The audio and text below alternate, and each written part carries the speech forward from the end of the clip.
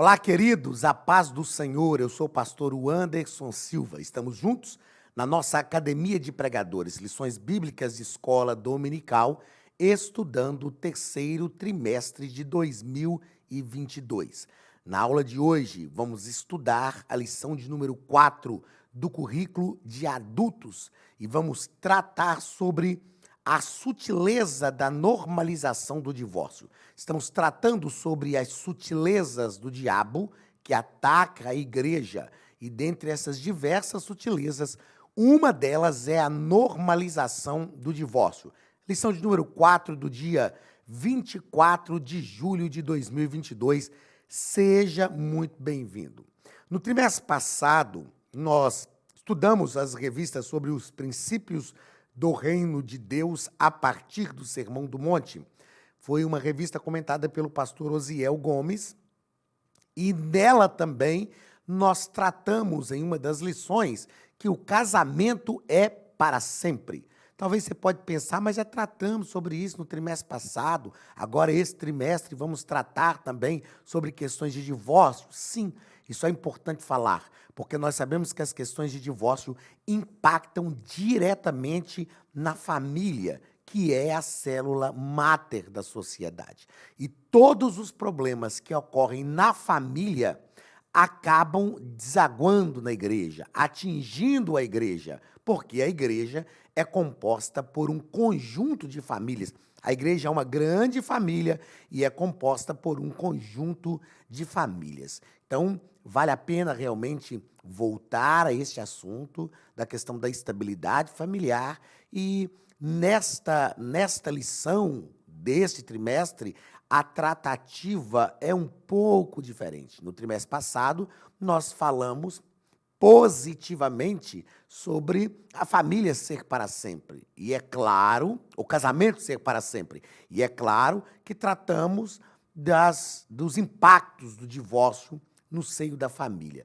E na lição de hoje, trataremos também deste assunto, mostrando o aspecto negativo, diretamente o aspecto negativo e o impacto negativo do divórcio no seio da família. Você que é professor, é importante esclarecer isso ao aluno, para que o aluno não fique questionando, puxa vida, mas a CPAD já tratou esse assunto no trimestre passado, agora vai tratar de novo. E é um assunto relevante e importante que deve realmente ser tratado em todos os aspectos e em todo o tempo. Tá ok? Então vamos lá. A sutileza da normalização do divórcio. O texto áureo da nossa lição está em Mateus capítulo 19 e versículo 6. Assim não são mais dois, mas uma só carne. Portanto, o que Deus ajuntou, não o separe o homem. Eu gosto sempre de, quando leio este texto, frisar o que Deus ajuntou, não o separe o homem. Algumas pessoas costumam dizer o seguinte, pastor, mas quando eu casei nem crente eu era. Então o meu casamento foi algo que Deus ajuntou? Foi. Porque o que o texto chama de o que Deus ajuntou aqui não são pessoas. Pessoas, porque a gente sabe que tem pessoas que realmente não são ajuntadas por Deus, unidas por Deus. Mas o que o texto bíblico diz que Deus ajuntou é a instituição. É a instituição do casamento. Ou seja, Deus aqui não está falando de ajuntamento de pessoas, ok? Mas da instituição do casamento. Foi isto o que Deus ajuntou.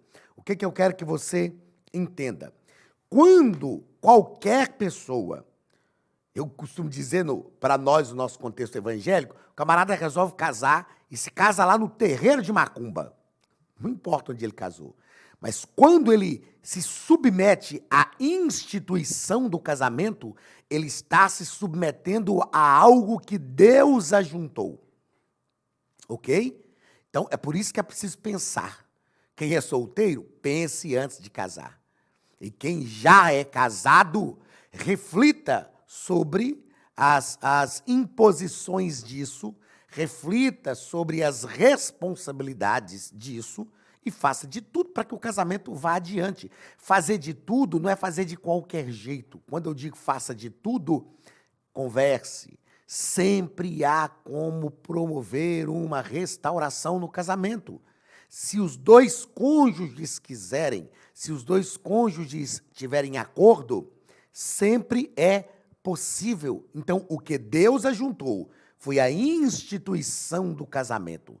Então, estou dizendo isso porque eu vejo pessoas no nosso meio dizendo o seguinte: mas quando eu casei eu não era crente. Quando eu casei, eu não fui unido por Deus, porque eu nem conhecia a palavra de Deus. Mas não são pessoas. O texto não está falando o que Deus ajuntou, pessoas. O que Deus ajuntou é a instituição do casamento que foi feita por Deus desde o livro de Gênesis, tá ok? Verdade prática da nossa lição.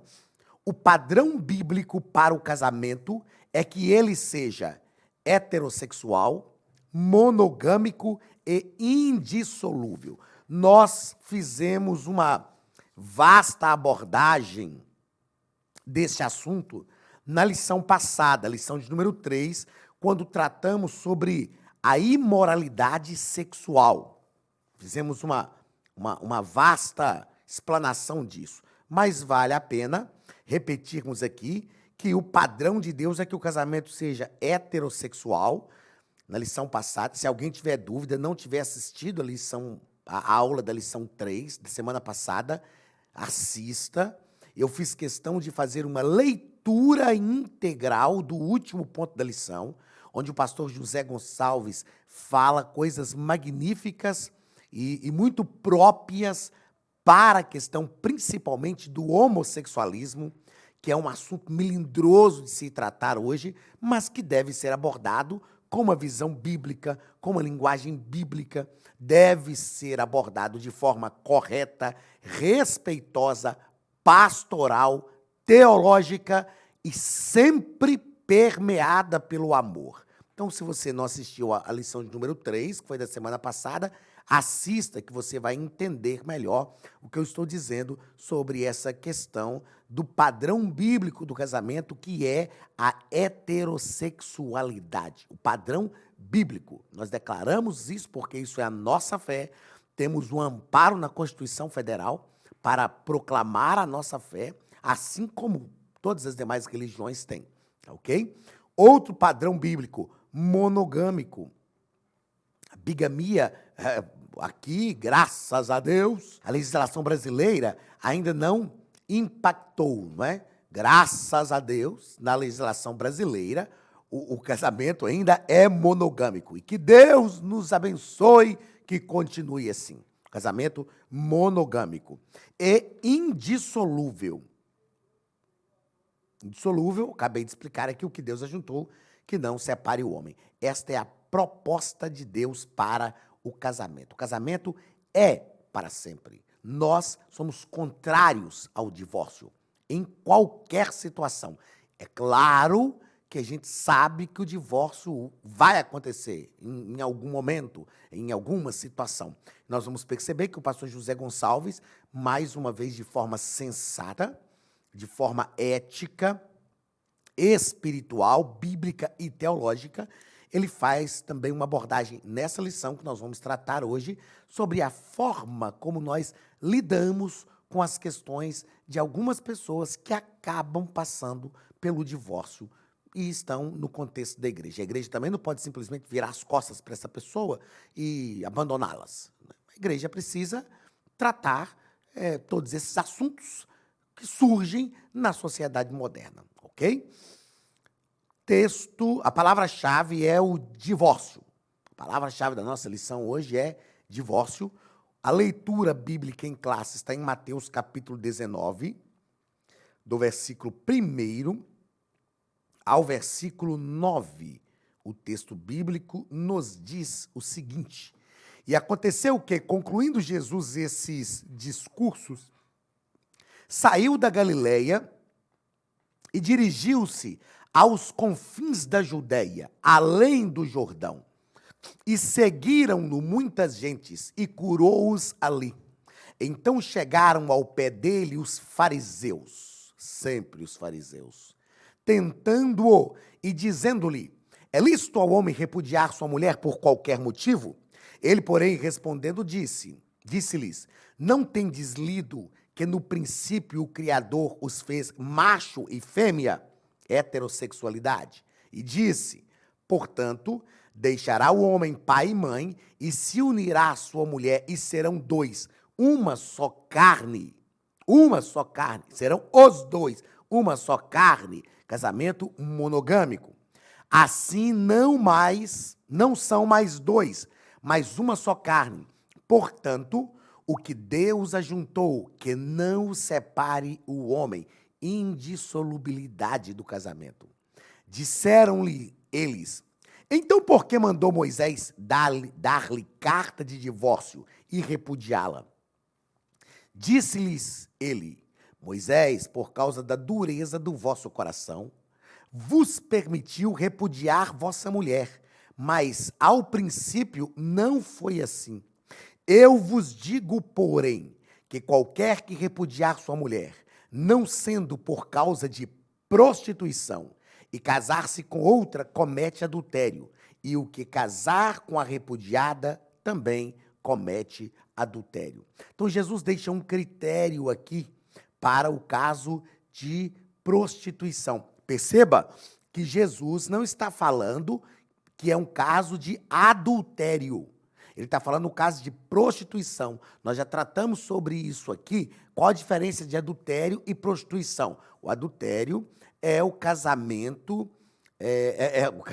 O adultério é a prática de sexo, a prática ilícita do sexo fora do casamento entre pessoas casadas. Isto é o adultério. A fornicação é a prática do sexo ilícito, a prática ilícita do sexo entre pessoas solteiras. Ou seja, solteiro, biblicamente falando, não deve ter relação sexual. Se teve relação sexual entre solteiros, é fornicação. Se a pessoa é casada e tem uma relação sexual fora do casamento, isto é adultério, que é adulterar. Jesus está falando aqui de prostituição. O que é a prostituição? É auferir vantagens, sejam elas financeiras, vantagens pessoais, auferir vantagens, lucros, através da prática sexual ilícita. Aí Jesus está dizendo, não sendo por causa de prostituição. Então Jesus está falando o seguinte: o camarada é casado e a outra parte, um dos cônjuges, se entrega à prostituição. Por quê? Mesmo nos casos de adultério e mesmo nesses casos de prostituição. É claro que Jesus deixa isso patente aqui, por causa da dureza do vosso coração. O importante é que haja o perdão. O relevante e o essencial é que haja um perdão e uma restauração. Algo importante a se dizer em relação ao versículo 8. Disse-lhes ele: Moisés, por causa da dureza do vosso coração, vos permitiu repudiar vossa mulher. Mas, ao princípio, não foi assim. Por que que Jesus deixa claro aqui? Vos permitiu, por causa da dureza do vosso coração. Vamos entender o contexto que acontecia no tempo de Moisés. O camarada repudiava a mulher por qualquer coisa. Por qualquer coisa. Então, ele olhava para a mulher um dia, ela levantou com o cabelo do jeito que ele não gostou, despenteada, e ele repudiava a mulher. Ele via alguma coisa na mulher, como diz o texto em Deuteronômio, e achava que era coisa feia, um defeito qualquer, e ele repudiava a mulher. Quando Moisés autorizou a carta de divórcio, era, na verdade, uma forma de resguardar a mulher, principalmente, proteger a mulher. Porque aí, para repudiar a mulher, o cara tinha que ter uma carta de divórcio. E nessa carta de divórcio, os anciãos faziam, nesse processo da carta de divórcio, os anciãos faziam uma análise das razões pelas quais o cidadão queria repudiar a sua esposa, e se fossem razões justas, ele dava a carta de divórcio para a mulher. Outra coisa que acontecia é que quando o sujeito repudiava a mulher sem carta de divórcio, ninguém mais queria casar com a mulher. Os outros homens pensavam, pô, ela foi repudiada pelo outro cara, eu é que vou querer essa mulher que foi repudiada. Então, a carta de divórcio dava também uma proteção para a mulher no quesito de adquirir um possível novo casamento, para que ela também tivesse amparada, que era o contexto do Antigo Testamento. Eu repito algo que eu já disse outras vezes. A Bíblia não é machista. A Bíblia está escrita numa linguagem patriarcal. E a carta de divórcio foi uma ação protetora para as mulheres. A carta de divórcio protegia, amparava as mulheres, deixando claro que a Bíblia não é machista. É importante dizer também, o Ralph Smith, no seu livro Teologia do Antigo Testamento, ele nos ensina, ele deixa claro que quando o cidadão ia casar e que ele pagava um dote, ele não estava comprando a propriedade da filha de alguém. Esse dote era uma valorização também da mulher. O pai da moça estava dizendo o seguinte, olha, a filha que eu tenho é tão preciosa para mim que se você quiser tirá-la da minha casa e levá-la para a sua, você tem que pagar por isso. Então, o dote que era cobrado não era um pagamento pela pessoa, mas era um valor que o cidadão pagava para o pai da moça, a fim de mostrar que ela realmente era importante naquele contexto da família. Ralph Smith, Teologia do Antigo Testamento, trata sobre isso. Ou seja, a Bíblia sempre protegeu as mulheres. O que o movimento feminista, eu vejo algumas feministas falando algumas coisas aí contrárias à Bíblia, porque não estudam, não conhecem o contexto do Antigo Testamento e começam a falar bobagens. Mas a Bíblia está escrita numa linguagem patriarcal, não numa linguagem machista, tá ok? Olá, queridos alunos e alunas da Academia de Pregadores, que bom ter você conosco neste momento tão especial. Estamos aqui para apresentar a nova plataforma da Academia de Pregadores, que foi construída ao longo dos últimos meses com muito carinho, um grande investimento, para levar até você não somente um conteúdo de excelência, mas também tecnologia de ponta. Veja comigo. Os cursos estão organizados por trilhas na página principal. Aqui você encontra sugestões, lançamentos, temas específicos e outras categorias. No final da página tem uma trilha com todos os cursos. Após começar os seus estudos, a primeira trilha será Continuar assistindo, que mostra somente os cursos iniciados por você. Sobre a capa do curso, consta o número de aulas, a carga horária e um botão para adicionar os favoritos. Nesta seta, você pode expandir e ver um vídeo de introdução. Para fazer login, clique no avatar no canto superior direito e insira o seu e-mail e senha usados no cadastro. Caso tenha esquecido a senha, é só clicar neste link, preencher o e-mail cadastrado e a senha será enviada. No canto superior esquerdo fica o novo menu do portal. Ao abrir um curso pela primeira vez, você vê as informações do curso e do professor. E na lateral, ou logo abaixo se for no celular, está a lista de módulos e aulas. Algumas aulas iniciais podem ser grátis e qualquer pessoa que fizer um cadastro rápido pode assistir. Após se matricular, aqui você vê as aulas concluídas, aulas liberadas ou agendadas. Você pode adicionar os favoritos, dar uma nota ao curso e acompanhar o seu progresso. E se você sair do curso e retornar depois, o sistema vai abrir exatamente a última aula assistida. Se estiver no computador, use esta seta para ampliar a tela. Logo abaixo da videoaula você encontra os links para baixar anexos, como áudio e apostilas. E neste campo em branco, pode fazer as suas anotações enquanto assiste. Depois é só imprimir ou salvar. Quando terminar o curso, clique no botão Emitir meu certificado e ele será gerado automaticamente no mesmo instante e sem custo. Clicando no avatar, você tem acesso ao seu perfil e histórico de pagamento. Em Meus Cartões, pode adicionar um novo cartão de crédito para fazer o pagamento do seu plano. Se você já era nosso aluno e seu cartão não aparece aqui, adicione um cartão na nova plataforma. Então aproveite as novidades e clique em Assine Agora. Escolha um dos planos. Venha para a Academia de Pregadores, a maior escola bíblica online do Brasil.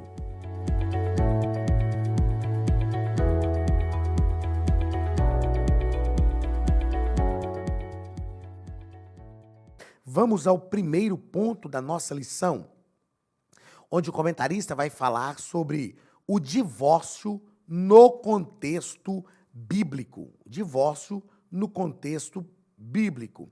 E o nosso comentarista, pastor José Gonçalves, diz que na antiga aliança, o plano de Deus para a raça humana é que o casamento fosse monogâmico e vitalício. Sempre foi assim, monogâmico e vitalício.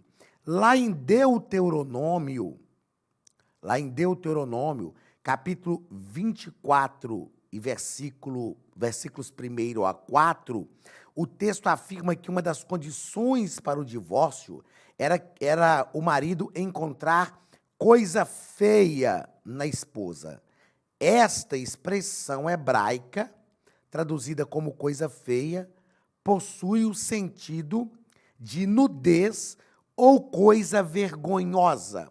Ou seja, a gente não tem uma explicação totalmente contextualizada desta expressão de Deuteronômio, capítulo 24.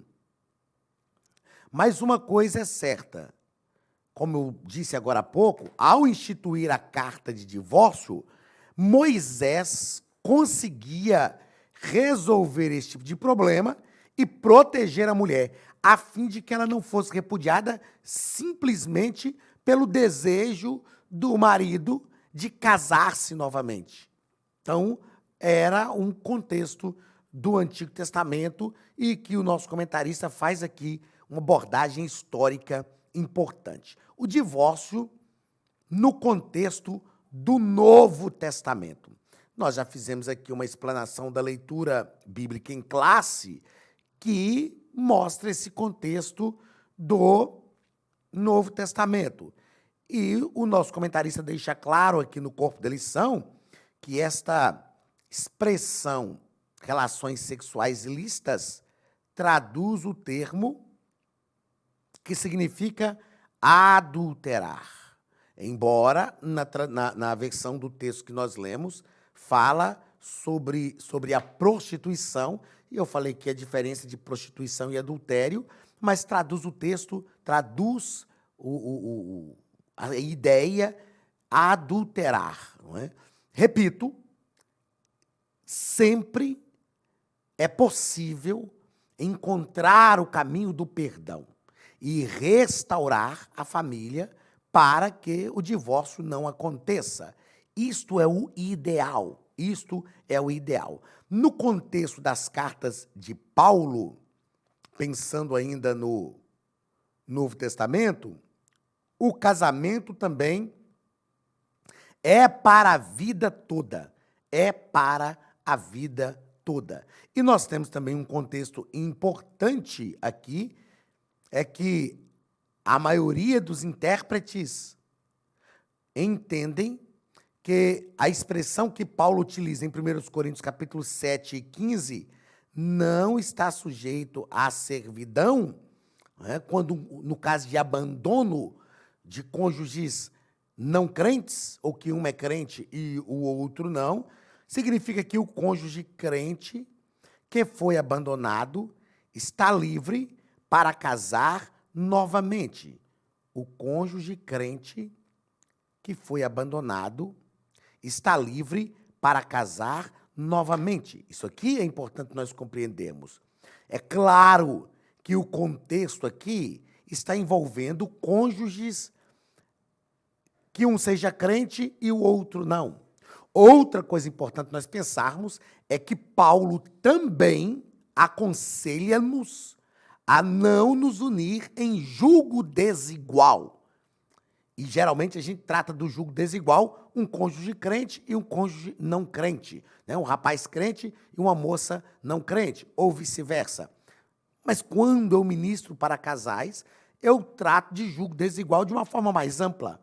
O julgo desigual está também ligado a pretensões, a ideologias dos candidatos ao casamento, né? Dos possíveis cônjuges ali, um quer uma coisa, outro quer outra, e se não há uma conversa, se não há um acordo em relação a essas aspirações, sejam elas pessoais, econômicas, financeiras, ideológicas, desde o namoro, isso lá na frente vai produzir um grande problema. E eu trato isso também como o julgo desigual. Mas esse contexto aqui, ó, ele está falando de um cônjuge que se converteu e o outro não. E, de repente, o cônjuge não crente resolveu abandonar o crente. O cônjuge crente que foi abandonado está livre para se casar novamente. A pergunta é, e quando os dois são crentes? E quando acontece esse abandono por um cônjuge que frequentava a igreja, que pertencia ao corpo, que participava de ceia? Como nós vamos fazer a abordagem disso para esse cônjuge que foi abandonado? E é aí que eu sempre digo que nós precisamos usar a ética cristã e saber como tratar essas questões, que é o que nós vamos falar logo à frente aqui no segundo ponto. Segundo ponto, a sutileza da normalização do divórcio. Então, o divórcio no seu aspecto legal. Legalmente falando, pela legislação brasileira, o camarada pode divorciar e casar quantas vezes quiser. A legislação brasileira não tem nenhuma restrição. Isso aqui são questões jurídicas, legais. Mas nós temos no segundo parágrafo o aspecto moral disso. Qual é o aspecto moral para o crente? Nós sabemos que a moral ela é estabelecida a fim de alinhar a nossa conduta. E cabe-nos uma pergunta dentro desse aspecto moral. Divorciar e casar, divorciar e casar, divorciar e casar. Isso é normal para o cristão? O crente pode fazer isso? O crente pode fazer isto? É claro que não. E eu sempre digo aqui que cada caso é um caso. Cada caso de divórcio é um caso. E o próprio comentarista deixa claro aqui, ó, que no caso de pastores, além do aspecto legal, deve-se levar em conta, sobretudo, o aspecto moral do divórcio. Alguns se divorciam, mas nunca deveriam ter feito. Então, nós precisamos analisar cada caso conforme o caso exige. Infelizmente, irmãos, hoje nós enfrentamos essa situação do divórcio. Outra coisa importante que as pessoas entendam e precisam entender antes de se divorciar é que há um preço a se pagar. Aqueles que arriscam desobedecer a palavra de Deus forçosamente terminam machucados. Isso que é muito importante nós compreendermos, ó. Em qualquer situação, é impossível o camarada passar por maiores que sejam as justificativas ou as explicações de um divórcio. É impossível a pessoa passar por um divórcio e sair sem estar ferido, machucado, sem estar com grandes problemas, traumas, com os quais vai conviver o resto da vida. É impossível que isso aconteça, que isso não aconteça. Eu sempre digo, cuidado, cuidado. É mais fácil resolver os problemas do que encarar as consequências. Encarar as consequências sempre é mais difícil, encarar as consequências de um divórcio. Os traumas que isso traz para os cônjuges, para filhos, para famílias de ambos os cônjuges, para a família que está sendo impactada pelo divórcio, isso é terrível. Só Deus, através da sua graça, para fortalecer a pessoa. Não é fácil. Então, é melhor sentar, conversar, resolver, alinhar as coisas e seguir a vida resolvendo os problemas conjugais. Terceiro ponto, o divórcio e a prática pastoral. Primeiro parágrafo, a pessoa do divorciado. A pessoa do divorciado precisa ser vista como uma pessoa. E aqui, é preciso trabalhar a mentalidade da igreja. A mentalidade da igreja precisa ser trabalhada. O divorciado é uma pessoa e deve ser vista como tal. Quem passou por um processo de divórcio sabe o quão traumático isto é. Sentimentos de rejeição, medo, abandono, muitas vezes continuam presentes na vida de quem passou por uma separação. Na verdade, eu costumo dizer que a pessoa fica com um espinho na carne. Espinho na carne. E aí, infelizmente, nós temos muitos irmãos que não passaram pelo divórcio e que não procuram ter compaixão. O que é ter compaixão?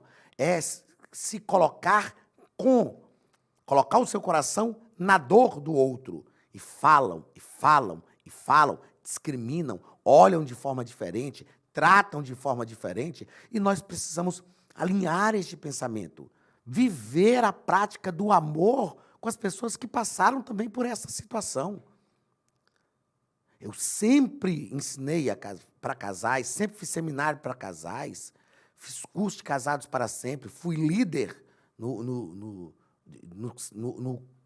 projeto, né? Casados para sempre. Sempre tratei dessas questões e sempre tive muito cuidado ao tratar disso, porque eu sei que eu posso estar falando, eu estou falando aqui agora e possivelmente pessoas divorciadas estão me assistindo. Eu preciso falar com um contexto bíblico, teológico, mas, sobretudo, permeado pelo amor, a fim de não ferir as pessoas, a fim de não colocar o dedo na ferida. Eu preciso ser alguém que seja instrumento de Deus para curar as pessoas, para ajudar as pessoas a vencer as dificuldades, e não para piorar a situação que as pessoas já estão vivendo. Então, é preciso ter um trato pastoral adequado com esta situação. Segundo parágrafo e último ponto da lição.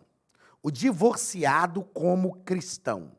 Eu disse que eu gostei muito da sensatez do pastor José Gonçalves para tratar deste assunto, até porque é pastor de igreja, né? Então tem uma sensatez para tratar. E ele disse assim, olha, cada situação deve ser analisada com cuidado, de forma que o divorciado não deixe de ser visto como alguém amado por Deus.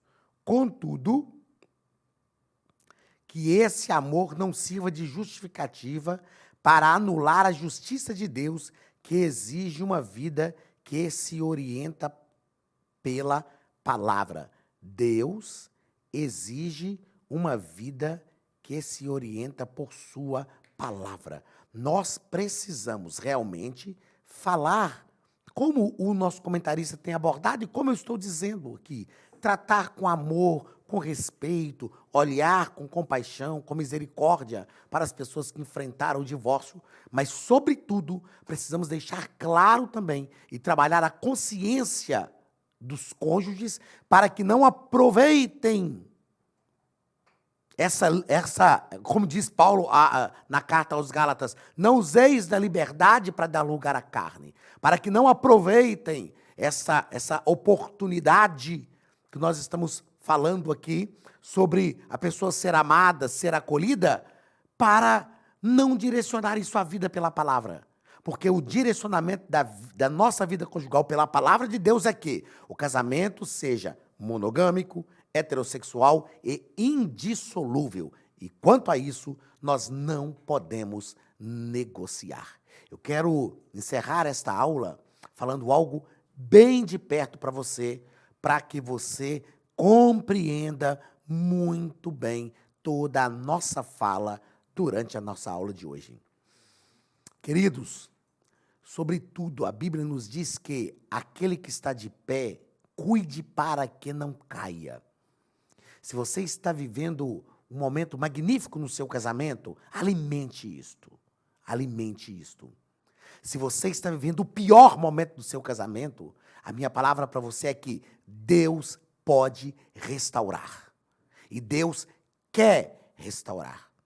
É preciso que que ambos os cônjuges queiram. É preciso renúncia de ambos os cônjuges. É preciso persistência de ambos os cônjuges. Uma coisa é certa, Deus está interessado no bem-estar da nossa família e de cada um dos cônjuges. Que a graça de Deus esteja sobre a sua casa. Que a mão de Deus te conduza, te proteja. Que o seu casamento seja blindado pela presença do Espírito Santo.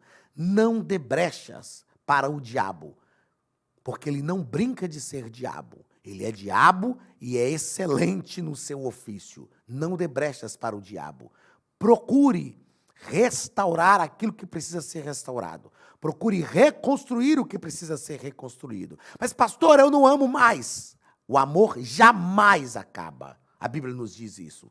O amor jamais acaba. Às vezes o que acaba é a disposição de amar. Mas o amor jamais acaba. Deus sempre pode restaurar o amor. Faça como disse Jeremias em Lamentações, capítulo 3, quando asseverou: quero trazer à memória aquilo que pode me dar esperança. Pare de pensar nos problemas, nas dificuldades que vocês enfrentaram como cônjuges. Pense no que os motivou ao casamento.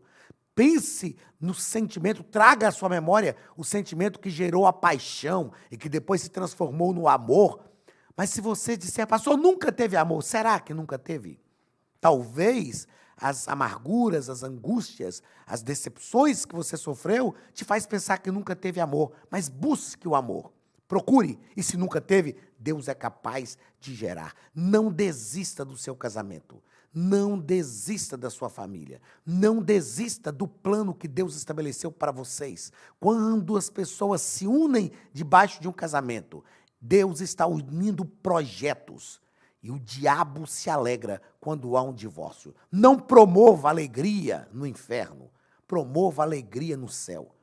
Mostre ao diabo e a vocês mesmos, como cônjuges, que é possível vencer. Que a mão de Deus os abençoe e vos guarde, e que Deus preserve a vossa família, em nome de Jesus. Deus te abençoe. Um grande abraço do pastor Anderson Silva, da Academia de Pregadores, e até a semana que vem, em nome de Jesus.